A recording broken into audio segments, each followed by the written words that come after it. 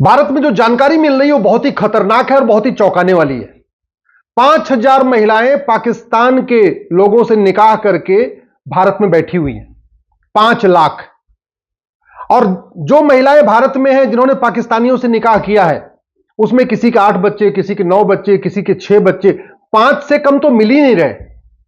10-12 बच्चे वाले भी परिवार मिल रहे।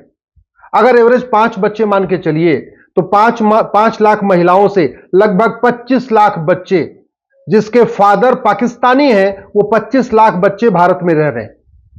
और वो बच्चे कोई छोटे भी नहीं, वो बड़े हो चुके हैं, उनका शादी विवाह भी हो चुका है। तो यानी 5 लाख महिलाओं ने पाकिस्तानियों से शादी किया, उनके ऑन एन एवरेज लगभग 25 लाख बच्चे पैदा हुए। वो मां भी, वो दादी भी बन गई हैं, वो नानी भी बन गई हैं और वो अम्मा भी बन रही हैं।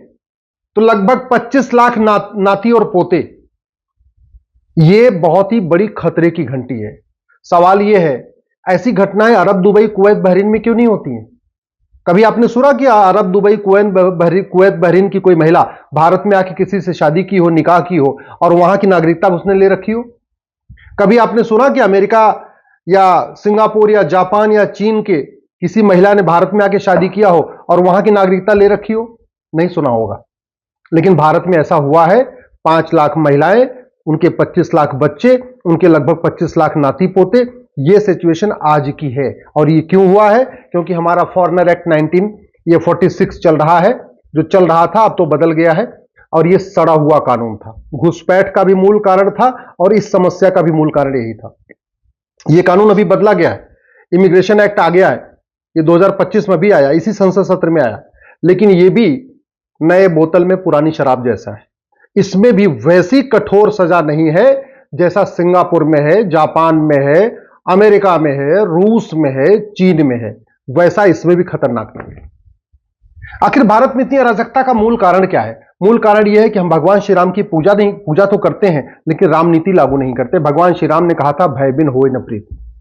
हम भगवान कृष्ण की पूजा करते हैं लेकिन कृष्ण नीति लागू नहीं करते। भगवान कृष्ण ने कहा था, सठे साठ्यम समाचरित। हमारे पूर्वज खुद ही कहते थे, लोहा लोहे को काटता है।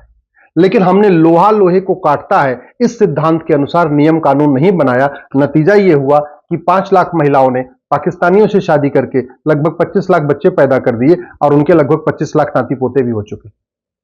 अब समाधान क्या है? समाधान वही जो हमारे पूर्वज करते थे, भगवान श्री राम और श्री कृष्ण कहते थे। सबसे पहले इस नई भारतीय न्याय संहिता को बदलना पड़ेगा। इसमें 4-5 नए चैप्टर जोड़ना पड़ेगा। एक चैप्टर जोड़ना पड़ेगा ऑफेंस रिलेटिंग टू इन्फिल्ट्रेशन, घुसपैठ से संबंधित अपराध। एक चैप्टर जोड़ना पड़ेगा offence relating to illegal immigration, कि अगर आप भारत में अवैध रूप से रह रहे हैं। एक चैप्टर इसमें जोड़ना पड़ेगा offence relating to cheating, fraud, forgery. एक चैप्टर इसमें जोड़ना पड़ेगा offence relating to fake documents. और इसमें झूठ को सीरियस क्राइम डिक्लेयर करना पड़ेगा।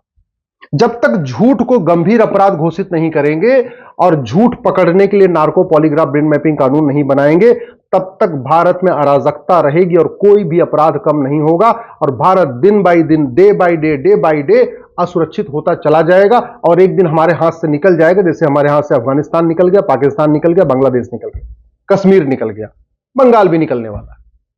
समाधान यही है, सठे साठ्यम समाचरित, भय बिन होए न प्रीत। मैं पूरी गारंटी के साथ कह रहा हूं, आप किसी एक महिला को पकड़िए, उसका narco polygraph brain mapping test करिए और टेस्ट करके उससे पूछिए कि तूने निकाह क्यों किया था। दूसरा उससे सवाल पूछिए, निकाह करने के बाद तुम यहीं भारत में क्यों रुक गई। फिर उससे यह भी पूछिए, तुम्हारे कुल कितने बच्चे हैं। और फिर उससे यह भी पूछिए, तुम्हें भारत में रहने के लिए किसने किसने मदद की, कौन तुम्हें पैसा देता है, कहां से पैसा आता है, तुम्हारे बच्चों के सर्टिफिकेट कैसे बने, बर्थ सर्टिफिकेट कैसे बना, तुम्हारा आधार कैसे बना, तुम्हारा पासपोर्ट कैसे बना, तुम्हारा डोमिसाइल सर्टिफिकेट कैसे बना। ये सारी बात पूछ लीजिए। तो जानते, एक एक महिला के कम से कम 10-10 मददगार निकलेंगे। वो 10 लोग मदद क्यों कर रहे? क्योंकि भारत में न तो फर्जी डॉक्यूमेंट बनवाना गंभीर अपराध है, न बनवाना गंभीर अपराध है। तो महिला ने सारे डॉक्यूमेंट बनवा लिए क्योंकि वो सीरियस क्राइम नहीं है। और आधार बनाने वाले ने आधार बना दिया, नगर निगम वाले ने बर्थ सर्टिफिकेट बना दिया, तहसील वाले ने राशन कार्ड बना दिया, हर जगह के आरटी ऑफिस के दलाल ने उनको ड्राइविंग लाइसेंस बना के दिए। सारे डॉक्यूमेंट बनते चले जा रहे हैं। क्यों? क्योंकि फर्जी डॉक्यूमेंट बनाना और फर्जी डॉक्यूमेंट बनवाना गंभीर अपराध है।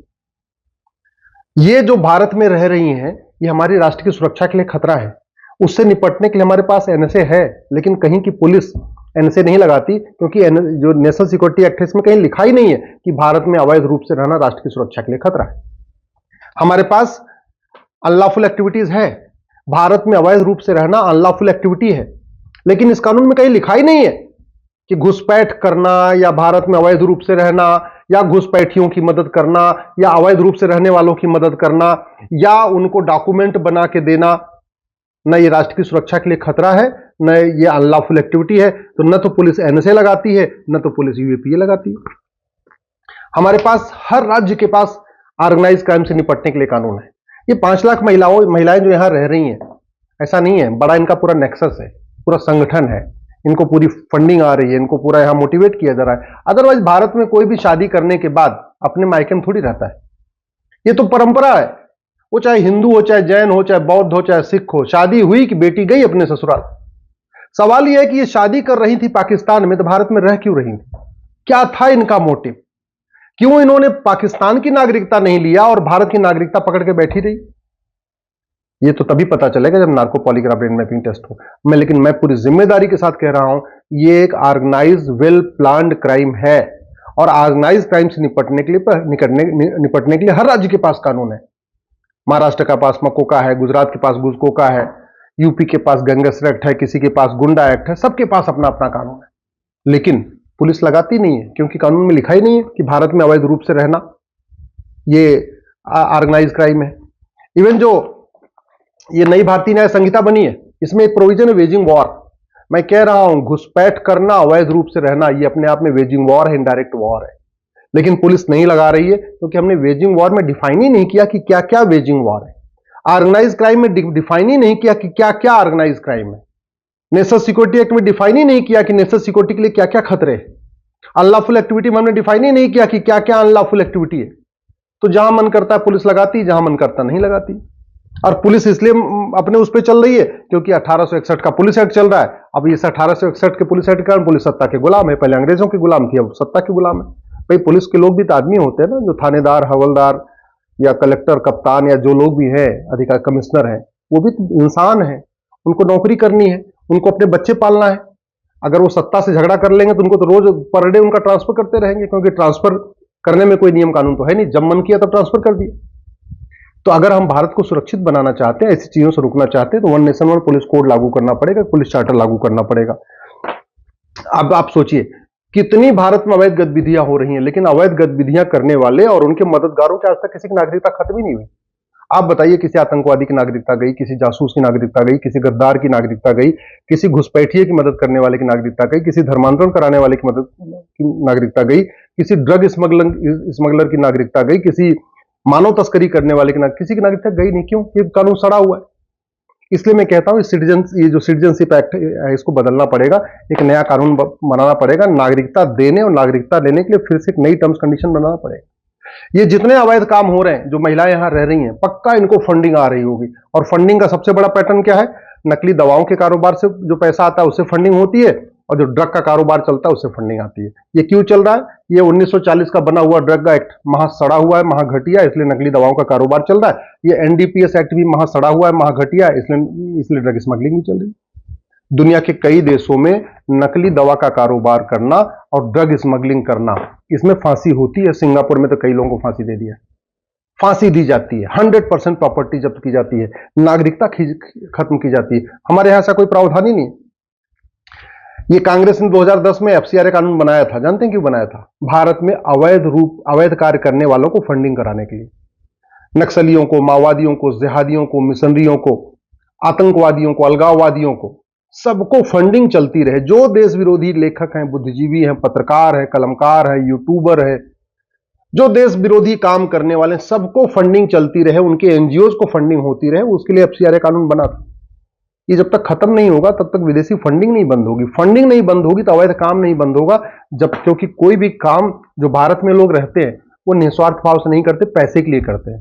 वो पैसे के लिए जासूसों की मदद करते हैं, पैसों के लिए गद्दारों की मदद करते हैं, पैसे के लिए घुसपैठियों की मदद करते हैं, पैसे के लिए मिशनरियों की मदद करते हैं। तो जब तक फंडिंग नहीं बंद होगी तब तक ये देश विरोधी काम नहीं बंद होंगे। जब तक काला धन पैदा हो रहा है ना, तब तक काला कारोबार नहीं बंद होगा। जितने भी अवैध काम होते हैं सबकी फंडिंग काले धन से होती है, और काला धन जनरेट हो रहा है, जबरदस्त जनरेट हो रहा है। आप बीच में देखते रह रहे होंगे 500-500 की नोट पकड़ी जाती है, बोरे के बोरे पकड़ी जाती है। अभी जज साहब के यहाँ 500 रुपए के बोरे पकड़े गए थे। कितने नेताओं के यहाँ 500-500 के बोरे पकड़े जाते हैं। आम जनता को 500 रुपए के नोट की जरूरत नहीं। आम जनता तो 100 रुपए बहुत पर्याप्त है। 100 रुपए से ज्यादा कोई पर डे खर्च करता नहीं। 80% लोग पर डे 100 रुपए से कम खर्च करते हैं। उनको बड़ी नोट की जरूरत ही नहीं। जो बड़े हैं उनके पास एटीएम, पेटीएम, भीम, यूपीआई, डेबिट कार्ड है, फिर भी 500 रुपए की नोट चल रही है।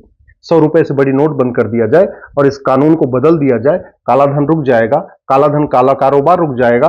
ये जो अवैध काम हो रहा है, जो अवैध रूप से रह रहे हैं, जो घुसपैठ होती है, धर्मांतरण होता है, ये सारे काम रुक जाएंगे। बेनामी लेन देन जब तक नहीं रुकेगा तब तक अवैध काम चलता रहेगा। और बेनामी लेन देन रोकने का एक ही तरीका है, संपत्ति को आधार से लिंक कर दिया जाए और यूनिक आइडेंटिटी जो आधार नंबर है इसको कॉमन कर दिया जाए। जो आधार नंबर है यही ड्राइविंग लाइसेंस का नंबर हो, यही पासपोर्ट का नंबर हो, यही आपके सारे डॉक्यूमेंट का नंबर आधार हो। जब कोई आप कार खरीदो, बाइक खरीदो, मोबाइल खरीदो, कुछ भी सामान खरीदो, 10,000 रुपए से महंगा अगर सामान खरीद रहे हैं, वो आधार में लिंक होता चला जाएगा। बेनामी लेन देन रुक जाएगा। बेनामी लेन देन रुक जाएगा तो भारत में शांति आएगी, अराजकता बंद हो जाएगी। हवाला का कारोबार रोकना पड़ेगा। सारी फंडिंग, खाड़ी देशों की जितनी फंडिंग होती सब हवाला के जरिए आती है। जिहादियों की, मिसरियों की, धर्म मदरसा बनाने की, मस्जिद बनाने की, मजार बनाने की, दरगाह बनाने की जितनी फंडिंग आ रही है, अलगाववादियों की, आतंक, सारी फंडिंग हवाला के जरिए होती है।